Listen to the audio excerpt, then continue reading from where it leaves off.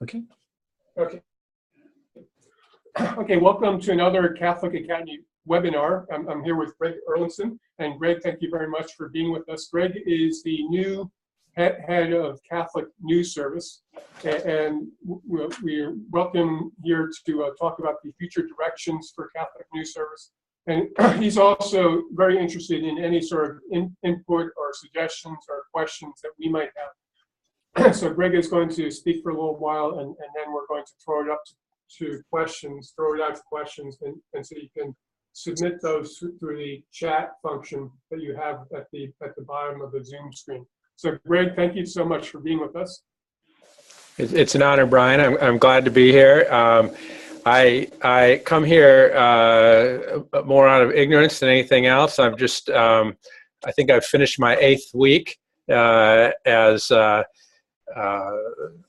Director and Editor-in-Chief of Catholic News Service, which hardly makes me an expert in anything, but I do bring a background of long experience in national Catholic press in particular, and starting with the National Catholic Register, and then working in the Rome Bureau of Catholic News Service, which was personally and professionally really a life-changing experience, and something that really shaped the rest of my life, besides an incredible devotion to pasta.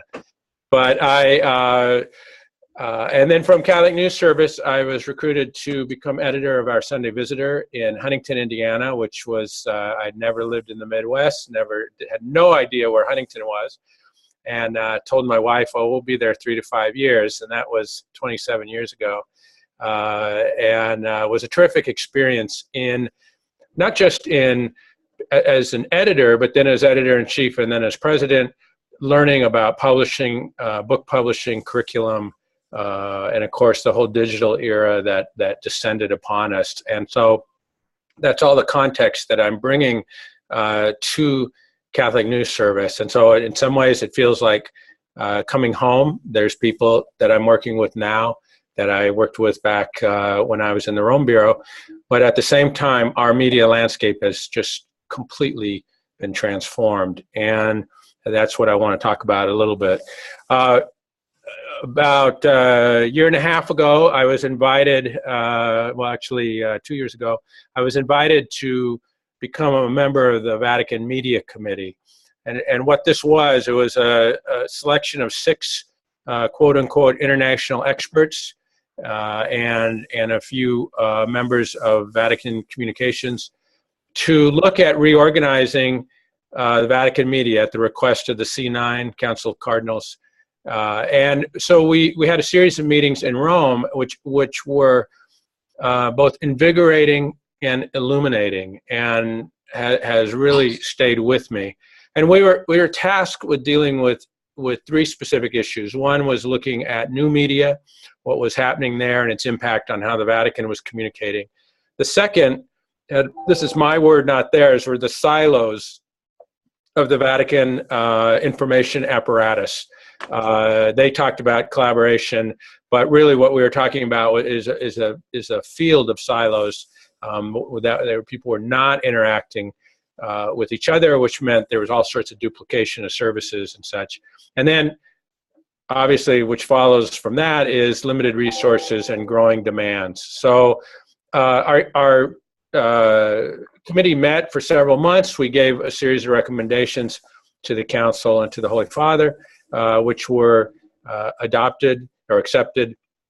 And of course, the result of all this was that the Vatican really ended up doubling down on its information strategy by creating a secretariat. So what they did was they went from the Pontifical Council of Social Communications, which was a council, and which did not have direct control over all the different media arms, and to creating a secretariat, which has a higher profile and in fact does have responsibility for these different areas. And just to, for a quick second to look at how varied the Vatican media operation is. They have, an internet office, they have a press office, they have a publishing house, they have actually a printing operation, they have Vatican Radio, which broadcasts in 40-some languages. They have news.va.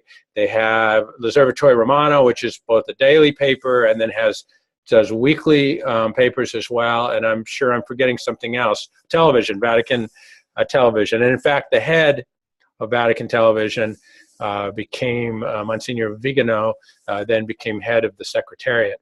And the goal of the reorganization was, how do you increase collaboration?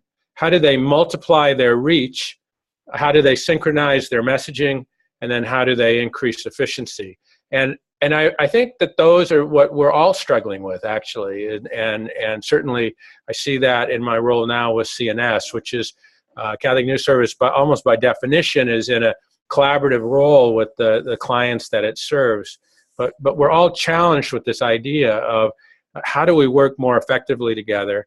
How do we increase our reach? So if you're a communications director, how do you expand out? And then if you're an editor of a newspaper, obviously we're no longer allowed the luxury of just being print. We've got to find other ways. And then synchronizing messaging so that the different parts of the organization are speaking effectively with one voice. And then finally, increasing efficiency. With the Vatican, they had, for example, they had several different groups doing translations, often of the same document. So there were some obvious ways that you could increase efficiency. Or the various language versions of L'Osservatore Romano had very little, if anything, to do with the same language groups that were at Vatican Radio. So these were opportunities where people could come together.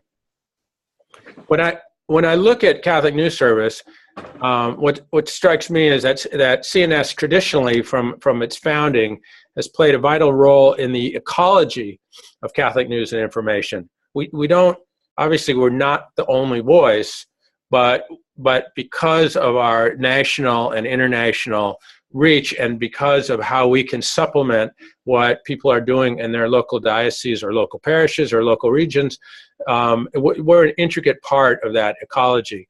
We're the bishop's news service, and that's important.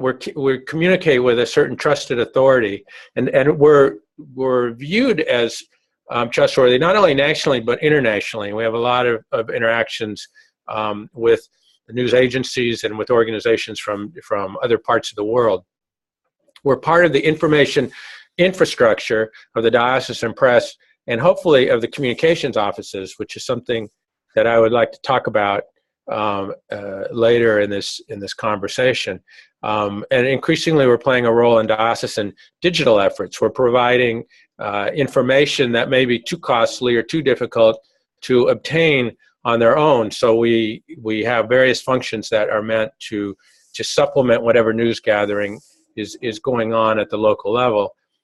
And there's also another function which I think is somewhat less known or appreciated, and perhaps needs some focused attention, but there's a formational as well as an informational aspect to some of our offerings. So for example, we have Faith Alive, which really is more of a cross between journalism and a catechetical effort. We have Origins, which is a documentary service that originally really made its reputation back in the wake of Vatican II, but has continued even with all of the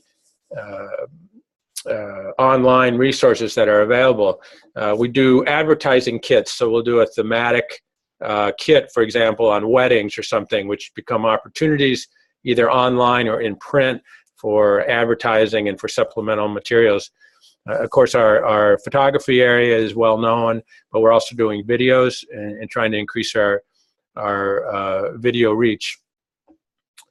As I said before, I've been on the job for about 8 weeks, which hardly qualifies me as an expert, but I'm sure, like most of you, I've been engaged with CNS or using CNS or following CNS for a long time, and so this is not foreign territory for me. Working in the Bishops' Conference might be, because I'm learning that as well. But I've really been looking and reflecting on the opportunities and challenges that we face. Just to talk a little bit about the structure, CNS operates under the umbrella of the Bishops' Communications arena. James Rogers is Chief Communications Officer. We have a media liaison. We work also with publishing, which does, for example, the books and other support materials. But CNS has always, of course, been focused on news gathering, information gathering, and then distribution. One of the things that I've been trying to do in these past 8 weeks, first is to meet with all of my staff here and to meet with them individually and learn more about them. But also I've asked them, where can we improve? How can CNS be doing its job better from their point of view? After those meetings, I've begun meeting with department leaders and various people in the conference itself. So realizing that how CNS, one of its what should be a strength and a strategic competency is working with the other departments in the conference and being able to tap into their national perspective on what's going on in their respective areas. So I've begun meeting with members in the conference. And then from there, it's really going out. So as concentric circles of stakeholders, as I move outward, is then meeting with bishops, meeting with editors. We had a meeting of the CNS Liaison Committee right after I started, and which was incredibly helpful for me.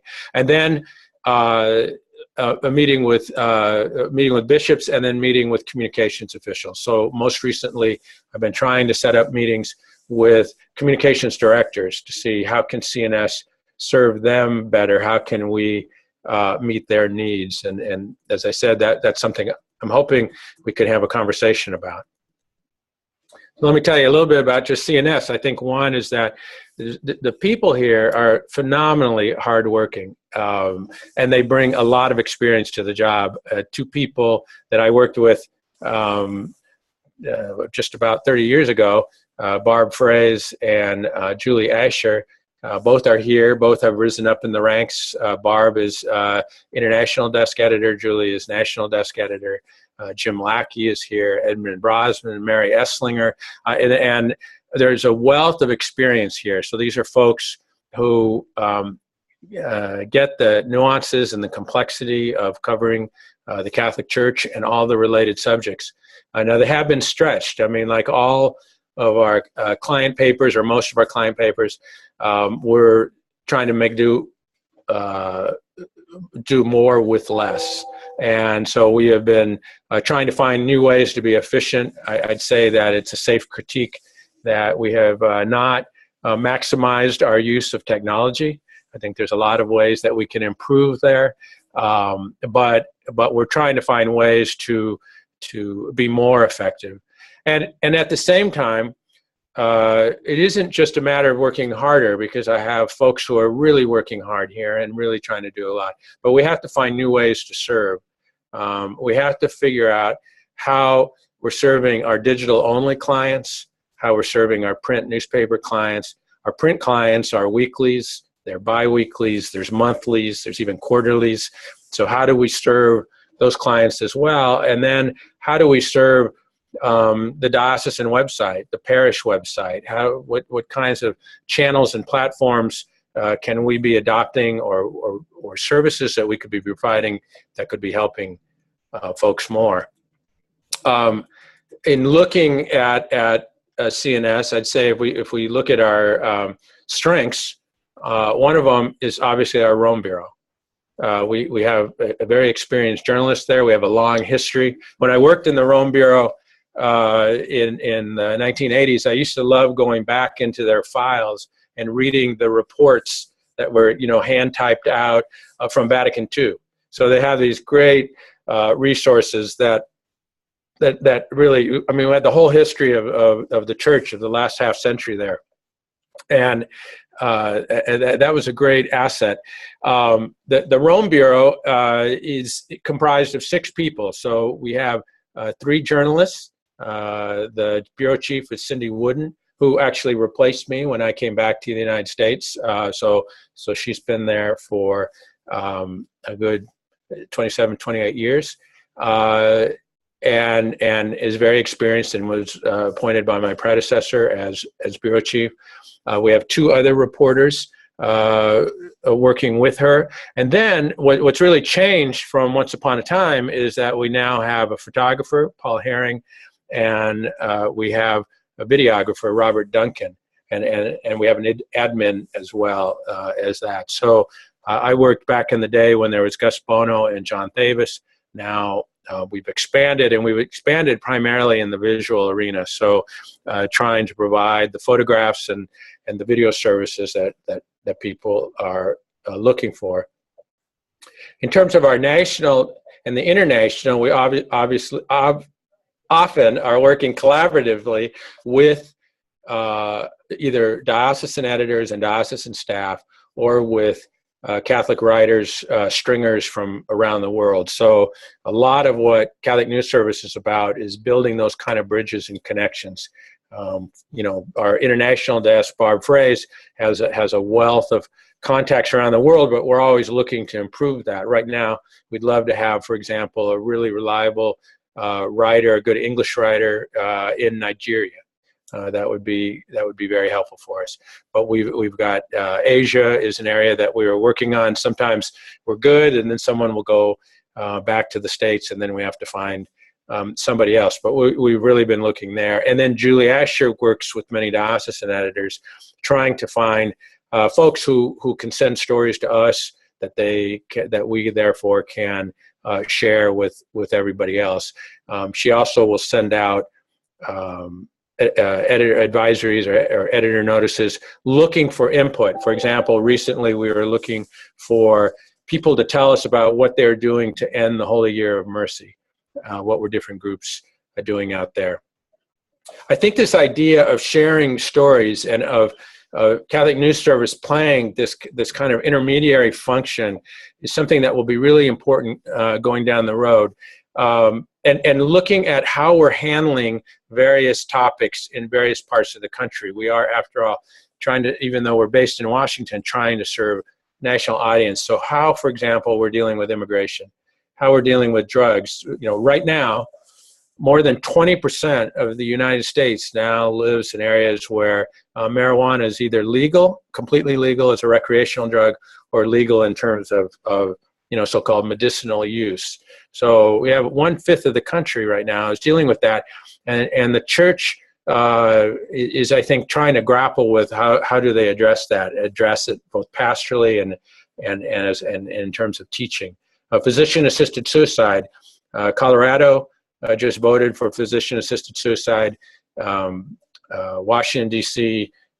Council has voted to legalize it, though it needs the approval of Congress if it's going to take place. So, but physician-assisted suicide is an issue that's going to keep popping up around the country. And if you think about it, one area learns how to cover that topic, then it pops up in another area, and that area has to learn. And I think Catholic News Service can play a function there. Of course, things like vocations, religious liberty, dynamic parish models, trends in general, what's happening out there. What's going to happen, for example, as the priest shortage really kicks in. Demographically, a large plurality of our priests are going to be retiring in the next 5 to 10 years. And what significance that's going to have is an area where we need to be providing coverage, and providing coverage of positive things that can be done in the face of what may be a manpower shortage in certain areas. And then, as I mentioned earlier, one of our strengths is our position in the conference.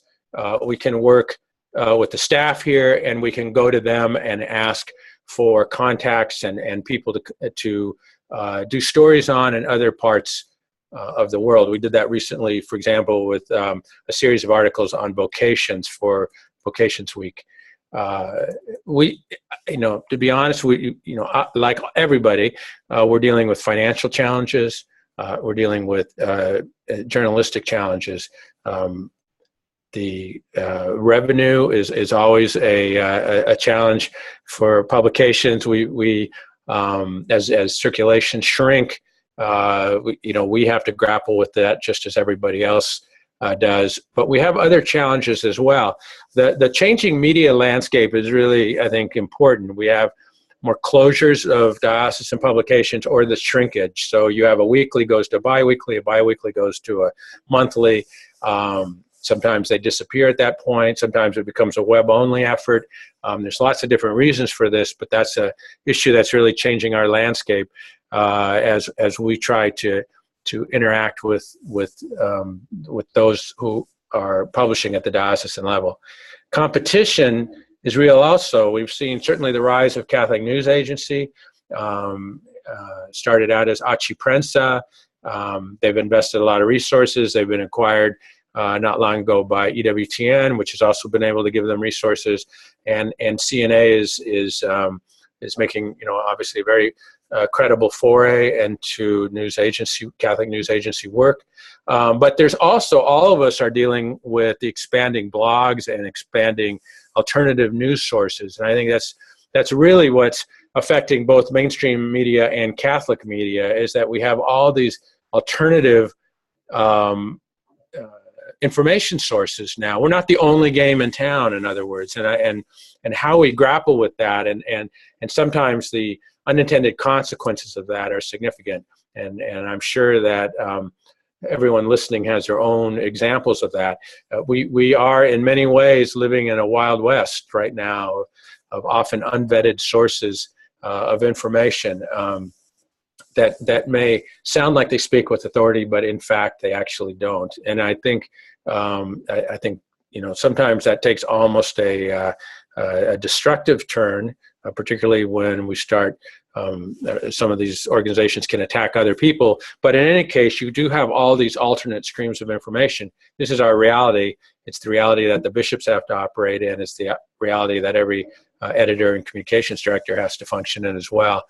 And of course, that's partly the side effect of these growing digital channels and social media presence. What characterizes so much of our reality right now is that we have to take a both-and strategy. We have to not just do print, but we have to do digital as well. But we don't really have the revenue streams set up yet.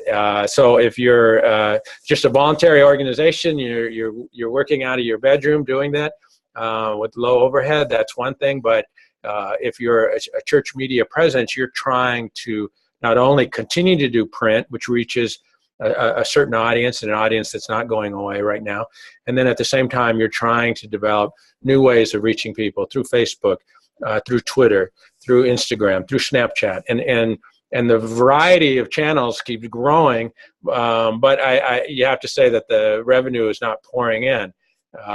Advertising, if you look at Crux and what the Boston Globe tried to do with Crux, but it was premised on advertising, and advertising is one of the hardest things to come by. As the cliche goes, we're trading, when you take advertising from print and go into digital, you're trading dollars for dimes, and that's a hard thing to overcome as we're trying to find new ways to fund our efforts. The other challenge that I think we're all facing to a certain extent is that we live in a very ideologically polarized world, and almost everything we do is being processed and understood through these ideological filters. And I think this, if anyone had any doubts about that, they should have been put to rest this past year, because we've lived through this incredible election season, and we've seen the divide in our country, and unfortunately the divide in our church. I gave a talk in a couple of months ago for the International Catholic Stewardship Conference on polarization and mercy. And what was striking about it was the reaction of the people that I was speaking with when they came up to me afterwards. And for example, parish priests and pastors talking about what's happening in their parishes and the divisions that are taking place in their parishes. And editors know that. I mean, you can publish one editorial and be attacked from both the left and the right at the same time. There's just this constant sense of whiplash, I think, that many of us have had to deal with. I was tweeting during the bishops meeting in Baltimore earlier this week, and when I was tweeting about immigration, all of a sudden I started getting these kind of alt-right tweets responding to me. So it's an overheated marketplace of ideas out there, and we all have to negotiate that. And of course, that affects all of our coverage. I think one of the things that will be interesting going forward is that I think nobody was really expecting the election to turn out the way it turned out, and so now how do we shift our priorities? How do we how are we now going to be writing about issues that maybe we didn't think we were going to be writing about so much, and other issues that we thought were going to be on the front burner now are receding a little bit? Will religious liberty issues involving HHS mandate, for example, maybe that will change, but on the other hand, immigration, refugees, what we deal with in terms of the dreamers, all those things are sort of moving to the fore. For CNS, as for many of you, I unfortunately, we know this, and it's difficult to accept sometimes, but there's no magic bullets out there. We don't have a magic bullet in terms of finances, and we don't have a magic bullet in terms of some of these challenges. Just a lot of hard work, and sometimes you got to put on your Kevlar underwear before you come to work. You're going to take some shots. But I do think there are some great entrepreneurial opportunities. And for CNS, that's really where I want us to be looking. How do we find new clients? How do we better serve the clients we have? How do we identify the needs that really CNS can meet, that will free up some of the efforts that you're making, or perhaps build bridges of communication? And that I'm just sort of wrap up what I've been talking about is I have some questions, and we can tackle this in different ways, but just so that you get a sense of what I'm looking at.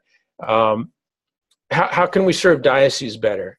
How can we serve publications that don't publish weekly better, as well as those that do publish weekly? How do we help magazines that are dealing monthly and don't really have a news, a breaking news aspect to them? How can CNS serve them better? What about communications directors? How can we meet the needs of communications directors? How can we help you be better informed and know what other folks are doing out there? I think CNS has opportunities to do that. And likewise, how can we serve the bishops better and all that? Of course, I want to hear what we're doing well, and if you have any folks that you want to compliment, that would be terrific. But we also want to know where do you think we need to improve? And there's specific things that I'd like to have, if anyone has comments on. But things like we have a read-only PDF mailer that sometimes goes to communication directors. Any thoughts on that? Our photo service, our video service, our columns, Faith Alive, and then of course features and backgrounders and all the coverage, Rome and national and international. Are there things that we can do better in that area? Are there ways that we can serve other folks in the chancery we may not even be thinking about? All that would be important, and I'd love to hear about. I know that everyone out there has really hardworking staff. I know all of you are dealing with fewer resources and more demands on you, and my only hope is that by working together we can help each other, and most of all help serve the church and help serve our readers, because that's really why we're in this business. That's why this is such an awesome vocation, even though at times it seems a bit trying. So with that, I'll turn it over to you, Brian, and any questions or any clarification that people would like, I'd be happy to try to respond.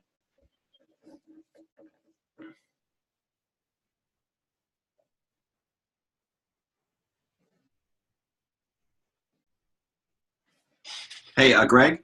Yes. I'm wondering if Brian maybe has his phone on mute, but I had a question for you. First of all, thanks for everything that CNS does. In our diocesan newspaper, we especially appreciate all the great photography that you guys have on there. Great. And now this is a question that, it would be very tough to present this question to me or my publisher. So published for my local paper, but let me present it to you. Sure. National Catholic Reporter is getting more aggressive in reporting on the so-called split among bishops over the approach of Pope Francis, the pastoral versus the traditional. Is that something that CNS is seeing? And if you are, is that something you feel like you would be able to report on at some point? Well, I mean, that's a nice, easy question. I think it's a hard one to report because it gets into, oftentimes reading people's intentions and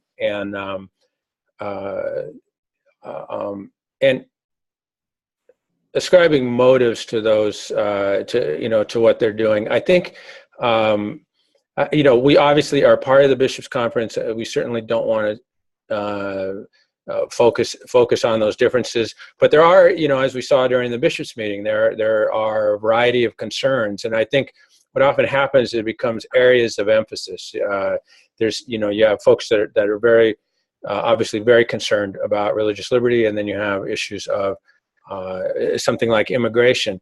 I think part of the polarization, and this is as much catechetical and formational as anything else, is this idea of constantly dividing up between the social justice and the pro-life, which are just stand-ins for what's interpreted as right and left, and using the political categories. I think what's really interesting, and it's a little bit under the radar right now, and CNS is really planning to focus some resources on this, is the convocation on the Joy of Gospel in America that's planned for next July in Orlando, which the 2 point people who are working on that here in the conference is the head of the Justice and Human Development area and pro-life, and it's really meant to be a way of bridging these gaps. And what's interesting is that often the media, I mean, this is the shorthand that everybody uses, but when you get down into parishes, you often find that they're sort of impatient with that because they've already moved on in that direction. And you realize that the folks who are working really hard in pro-life are often also the ones that are helping out at the soup kitchen or whatever. And it becomes a little bit of a false divide. But it is a paradigm that's often applied to the bishops. So, how do writing and focusing on constantly on that kind of division, I think that the Catholic challenge is how do we show that the Church is separate from these sort of political binary approaches to issues, and that we're really trying to speak to both sides. So that is the challenge. Now some folks are keeping score, and they've got the 2 teams, and they've identified who's on each team. But I don't know that we really serve our readers well, or serve the Church well by making that a primary aspect of our coverage. More is to make sure that we're giving fair coverage to both, the issues that are quote unquote the right issues and quote unquote the left issues, and helping Catholics see beyond that. Okay, very good. So everybody, you're invited to submit questions, and you can do that there's a chat function, should be a chat function at the bottom of your Zoom screen. So go ahead and send that either to me or to everyone. And so a couple of questions that we have so far. Well, first, is there a way that CMS, there's a suggestion that CMS would offer more articles in Spanish and more diversity in what is translated coverage in Spanish? Any response to that, Greg, or what could that's one request that we've gotten. Sure, yeah, and we've been looking. We've made a few changes in the Spanish area, and that again is a resource issue. We are hoping to be able to expand in that area, and we've also been trying to expand the quality of the translations as well. And the other aspect of it, which is I think so. In 2017, we have the convocation. Excuse me. In 2018, we have the Encuentro, which actually is a process starting now and going to go through the next year and a half. Excuse me.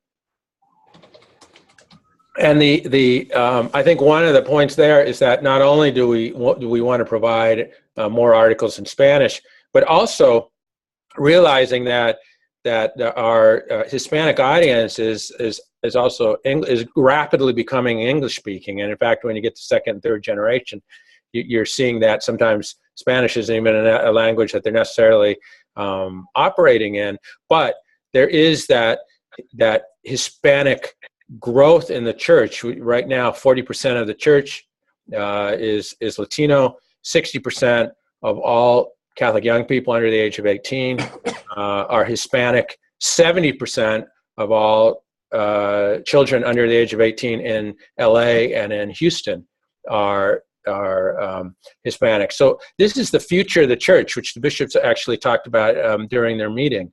I think one of the really fascinating phenomena, now that I say it, I probably won't be able to write about it, but look at the president and vice president of the conference. The president is Houston. The vice president is Los Angeles. The whole gravitational center of the church is migrating south and west. If you look at the studies by Hosman Espino on Spanish parish ministries, the growth of the church is happening south and west. The bulk of the buildings, the infrastructure, are north and east. And so you're really seeing this phenomenal migration that's taking place, and the challenges that puts on all of this, because it isn't just a matter of materials in Spanish, which we obviously need to do more and do better, but it also is the phenomenon of a church that's increasingly Latino and increasingly diverse. And so when we talk about developing Hispanic leaders, we're not talking about leaders that are just going to serve Hispanic parishes or Hispanic ministries. These are leaders for the entire church. And that's, I think, for all of us who are in communications, that's really going to become the dominant reality for the next 20 or 30 years. Oh, okay, there's also a request, a suggestion that we get memes, playful memes from CNS. So any thoughts on when? Yeah, I'd love to do that. We're working on that. We've got our we're in that sense we're still we're trying to make some improvements in that area and focus on that. So yeah, I love that suggestion, and I'd like us to do more and better in that area. A related thing, how about, you talked about Snapchat before. Is that something which an entity like the Bishops' Conference could get involved in, or is it too sort of like questionable in its origins, or what do you think? I'm sorry, Brian, I had trouble hearing you there. You mentioned Snapchat before. Right. Is that something which is reputable enough for the Bishops' Conference to get into? Well, some of the communications directors I was talking with yesterday, that subject came up, and there's some debate about it, because it's certainly one of the more transitory means of communication. Right now, I'd say that's not one of our priorities right now. And this communications director for a large archdiocese was kind of coming to the same assessment. But that's again a bandwidth thing. It seems like Instagram, Facebook, and Twitter are really sucking up, at least in terms of our resource bandwidth. That's about where it's been focused. So I'm not sure. I'm definitely not a digital native. So my experience. I've got to turn this one over to my kids. So I don't have a lot of experience there. I do know that people are talking about it, and they're trying to see, is this something that would be useful for us, or perhaps it's more in a specific ministry setting, for example, youth ministry or something. Okay, good. So Father Paul just asked, how does CNS manage its two audiences, the subscribers, papers, magazines, and other publishers, and the Catholic reader who may or may not use that media? Have you done any kinds of audience studies? I'm sorry, I couldn't pick that up, Ryan. How does CNS manage its two audiences, the subscribers, papers, magazines, other publishers, etc., and the Catholic reader who may or may not use those media? Have you done any kinds of audience studies? Right. Right now, that's an area that we're having a lot of discussion with, and we've been seeking input from editors on that. Finding out, for example, what do we make available to everybody, and what do we make available to clients? And what's interesting is that over the last 5 years, we've seen a real shift So our clients are recognizing that simply because something may be available in one setting, it doesn't diminish its value in another setting, which I think is a bit of a change. There was originally a lot of defensiveness about that for understandable reasons. But what we're finding is that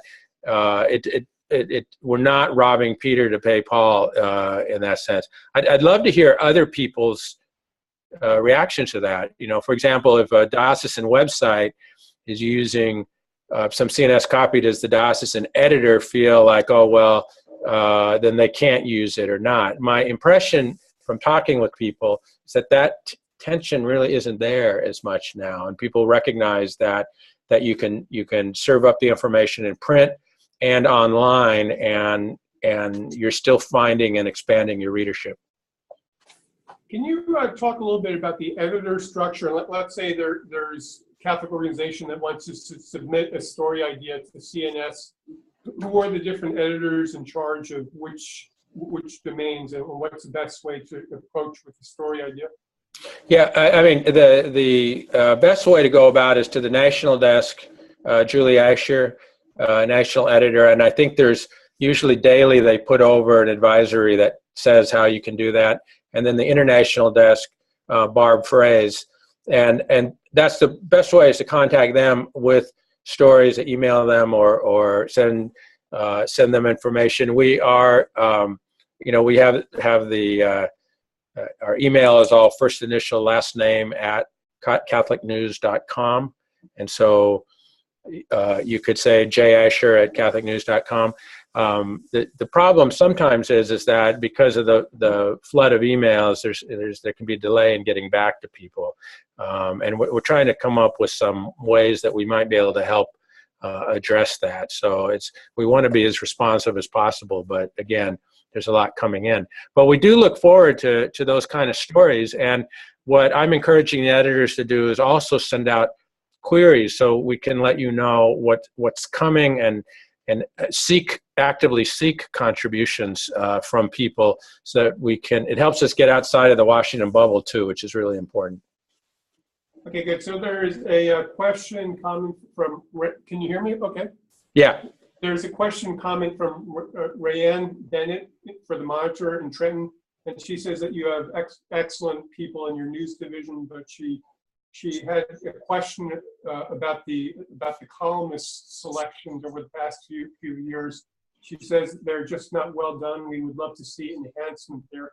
Also, because of the new financial structure, we are paying for items we don't use or rarely use. For example, the cartoonist, for instance, it refers to as snarky, not community building anyway. We would love to have a more tiered financial payment option. Any response to any of those questions, concerns? All of those things I am in the process of working on. Some are more complicated than others, as you can imagine. And Rayanne, if you stick with us for a little bit on the columnists, I think that you'll see some positive developments there. I hope.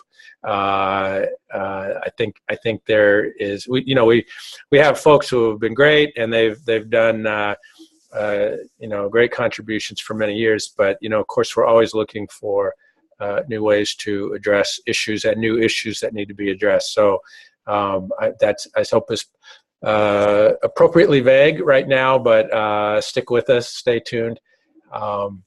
And similarly with financial structures. Cartoonists, that's interesting. I haven't heard that. And I haven't actually had a chance to look at our cartoons. As you can all imagine, Catholic News Service, we could nickname it the fire hose because there's just so much information coming out of it.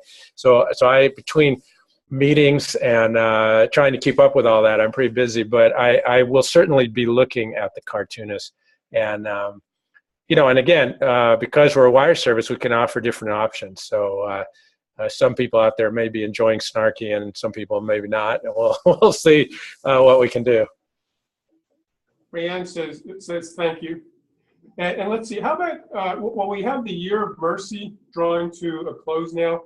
What do you see sort of like as some of the things from Pope Francis from Rome, that we should we can expect Oh, going forward right now? I think that my humorous sensus fidelum and all this is that we should extend the year of mercy for another year. I think we need to get some sort of move.org petition going on and extend it, because I don't think that there's been anything like this year of mercy. It is phenomenal, the reaction out there. And when I was president of our Sunday Visitor, we made an arrangement with the Vatican to publish the 8 books on the year of mercy, which are real gems. They're just little treasures. As mercy in the saints, mercy in the church fathers, et cetera, et cetera. But then you have the Holy Father not only talking about it constantly, but then also doing that one Friday a month, doing an act of mercy, calling people's attention to the corporal and spiritual works of mercy, realizing you sit back and you listen to the Mass. I mean, it's changed how I listen to the Mass, because you realize how often the word mercy are in the prayers that we're saying during every Mass, and that we just, it's like so many things, we just sort of gloss over them. And the truth is, as John Paul II pointed out, we are in a very unmerciful age.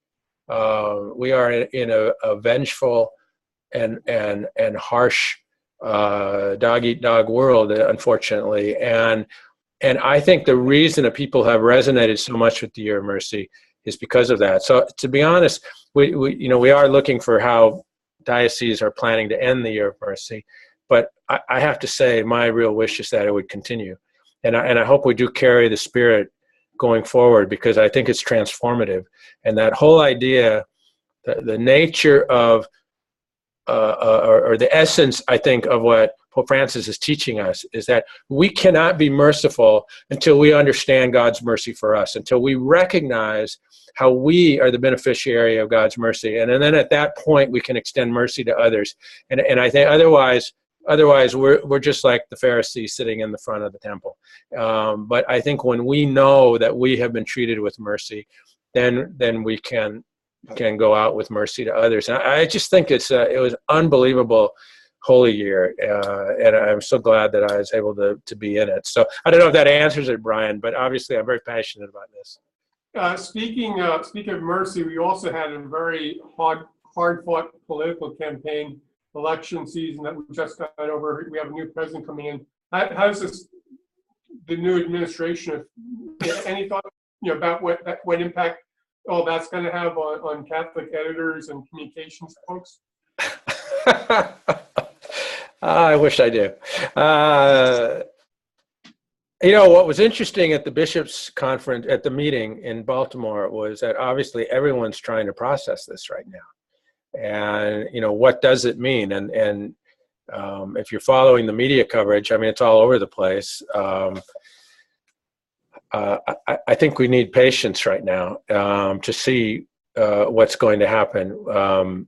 I heard a presentation by Bob Costa, who is a Catholic reporter for the Washington Post, who felt that he said that he thought that some of the immigration issues that was not going to be an issue that Trump administration would back down on. I don't know if that's true or not. I do know that Catholic organizations that deal with refugees and deal with immigrants are flooded with phone calls. There's a huge amount of anxiety. And if you remember, the very first action of the bishops on Monday was to adopt by acclamation a statement on immigration and affirming that the bishops stand with the immigrants. I also think, though, that one of the areas that we have to pay attention to is that working class Americans and working class Catholics obviously felt that they were being ignored. And I think the church has to work to avoid the sense that, they're siding with immigrants and not with the working class, because the truth is, in the history of the church in this country, we've always sided with both. And that's the great centers of the church, especially on the East and the Midwest, that was true. And I think we need to reach and make sure that we're serving everybody. How this administration is going to go, though, I mean, I can't even, until we start seeing some of the appointments and we see how they're going to interact with the new Congress, that's going to be difficult.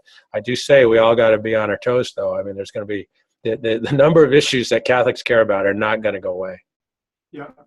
So David, David, by the way, said great work, great words about mercy.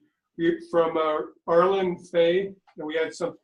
She was saying that Julie Asher is awesome to work with. Although she also made the comments that some of the articles from the foreign correspondents could use more editing for clarity. Said overall, I think CNS provides excellent stories and photos. I appreciate that, Arlen, and of course the good words for Julie. Absolutely, if you guys could see how hard Julie works here.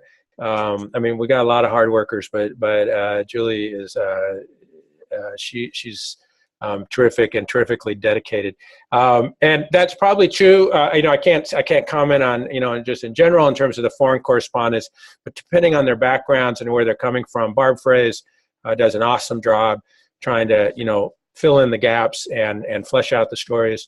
Really, but of course, sometimes we have writers who's maybe bringing fewer journalistic skills to the table. We try to compensate for that.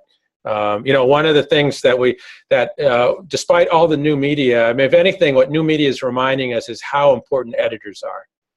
Editors are just critical. They're the unsung heroes, I think, and we're moving into a world where there's fewer editors, and that's not a good thing. We like the people who are fact checking. We like the people who are making sure that things are written intelligibly and all that. So, but I appreciate those words, and I will share them also. So, with the staff. Well, Greg, this has been awesome. Thank you much for joining us. Any parting words? No, I will say to any communications folks out there, because I specifically would love to hear your input. My email is first initial last name again, so g.erlandson@catholicnews.com. Feel free to send me comments anytime, and that's true for every editor out there. We want to be as responsive as possible, and I will. You can share anything with me. I'll be very appreciative of it, and we just hope that we serve you even better than we have in the future. Well, thank you, Greg, and thank you to everyone out there for joining another webinar of the Catholic Academy. This is Brian Finnerty, First Vice President for the Catholic Academy and U.S. Communications Director for Opus Dei. Our next webinar will be December 15th with Delia Gallagher, who's Rome correspondent for CNN. So thank you very much. Thank you, Greg. Thanks, everyone.